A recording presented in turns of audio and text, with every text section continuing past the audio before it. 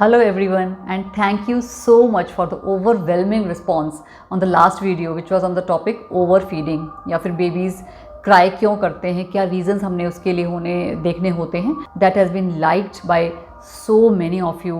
But in spite कि ये video बहुत सारे लोगों को हेल्प कर रहा है, बहुत पेरेंट्स को हेल्प कर रहा है. कुछ पेरेंट्स कंफ्यूज भी हो रहे हैं इस वीडियोस को लेकर.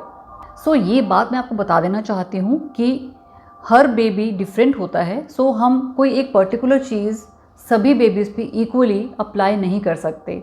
सो बात रही ओवर फीडिंग की या बेबी रो रहा है तो उसको फीड दें कि नहीं दें, वो हर बेबी का अलग सिस्टम होता है. सो हर बेबी की मदर का परसेप्शन डिफरेंट होगा. तो ये एक जनरलाइज्ड सा हमने एक वीडियो बनाया था कि बेबीज़ का जो स्टमक कैपेसिटी होती है उसकी कैपेसिटी से ज़्यादा हम उसको अगर फीड देंगे, चाहे वो ब्रेस्ट फीड हो चाहे फार्मूला फीड हो, तो उसको डाइजेस्टिव प्रॉब्लम्स आने के चांसेस होते हैं. बट कुछ बेबीज़ में नहीं भी हो सकते हैं. कुछ बेबीज़ में अगर हम फ्रीक्वेंटली फीड दे रहे हैं, बार बार जब भी वो रो रहा है फीड दे रहे हैं, तो उन्हें कोई प्रॉब्लम नहीं होती. सो ऐसा कुछ नहीं है कि हमें फ्रीक्वेंट फीड करना ही नहीं है. जो बेबीज़ डाइजेस्ट कर रहे हैं, जिन्हें कोई प्रॉब्लम ही नहीं हो रही, उन्हें हम फीड करवा सकते हैं. बट जिन बेबीज़ में बार बार फीड करवाने के बावजूद भी प्रॉब्लम्स आर सेम, कि वो रोता फिर भी रहता है, हम उसको फीड दे रहे हैं बार बार, सो उसमें हमें कुछ और कॉजेज़ ढूंढने की ज़रूरत पड़ जाती है. कि कहीं ऐसा तो नहीं कि कुछ और रीज़न हो, कि वो किसी और रीज़न से रो रहा हो. कि ओवर फीडिंग मतलब एक यूनिवर्सल एंटिटी नहीं है कि हर बेबी पे हमने ये अप्लाई करना है. No. So this has to be taken on an individual basis. किसी किसी बेबी को ओवर फीडिंग हो जाता है, किसी किसी को नहीं होता है. राइट. अब ओवर फीडिंग हो रहा है कि नहीं आपके बेबी को, ये कैसे पता चलाया जाता है? अगर आपका बेबी स्टमक की कैपेसिटी से ज़्यादा फीड ले रहा है तो उसको फ्रीक्वेंट वॉमिटिंग्स होती हैं. वॉमिटिंग्स या फिर रिगर्जिटेशन, या फिर जब वो बर्प ले रहा है तो उसके साथ साथ मिल्क भी बाहर आ रहा है माउथ से या फिर नोज़ से भी आ जाता है कई बारी. और दूसरी चीज़ है, बेबीज़ को बहुत ज़्यादा मोशन पास करते हैं. बेबीज़ फीड लिया, उसी के साथ साथ मोशन भी कर दिया, स्टूल भी पास कर दिया. सो स्टूल पास करना भी नॉर्मल भी हो सकता है. इवन इफ़ बेबी ओवरफीड नहीं कर रहे तब भी कई बेबीज़ बार बार स्टूल पास करते हैं. सो इसे भी हमने इंडिविजुअल बेसिस पर एनालाइज करना होता है.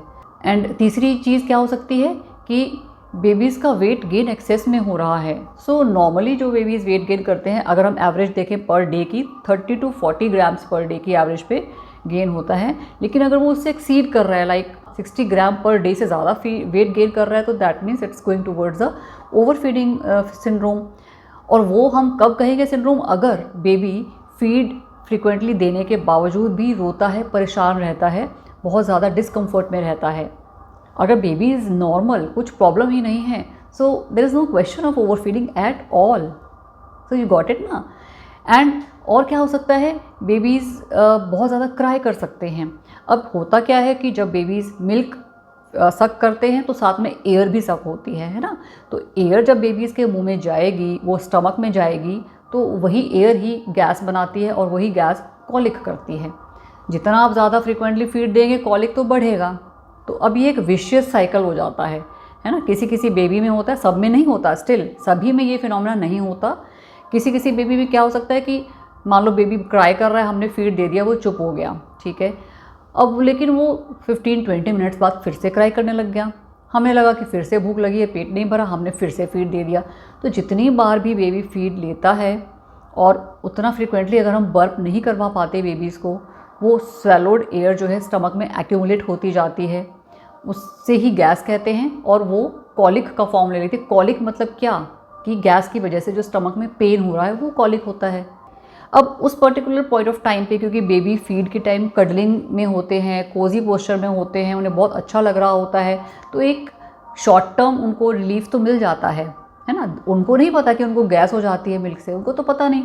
उनको जब फीड लेने के टाइम का जो कंफर्ट है वो चुप हो जाते हैं. लेकिन फिर से जैसे ही हमने बेबी को फीड बंद किया, उसे लेटाया, वो फिर से रोने लग जाता है ना. सो यही एक विशियस साइकिल होगा. बेबी रोया, हमने हंगर सोच के फीड दिया, गैस बन गई. फिर थोड़ी देर बाद फिर बेबी रोया, फिर हमने फीड दिया, फिर और ज़्यादा गैस बन गई. तो ये गैस इसी तरीके से बढ़ती चली जाती है. सो ये भी एक ओवर फीडिंग सिंड्रोम का ही साइन एंड सिम्टम है.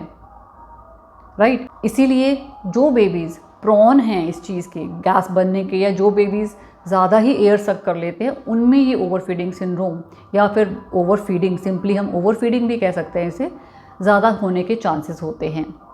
So this is the phenomena behind over feeding कि हमें हर बेबी पे ये अप्लाई नहीं करना है।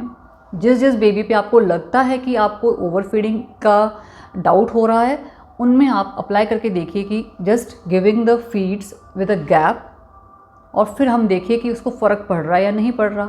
अगर फ़र्क पड़ता है, डिस्कम्फर्ट उसका कम हो जाता है फीड्स को कम करने से, तो दैट मीन्स कि प्रॉब्लम यहीं पर थी। और अगर नहीं फ़र्क पड़ता है तो we need to look out for other problems, कुछ और प्रॉब्लम है।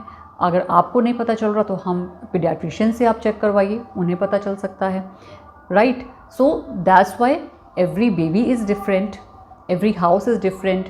सो कि कोई भी एक फिनोमिना हम हर बेबी पे इक्वली अप्लाई नहीं कर सकते हैं, and that is true even for over feeding.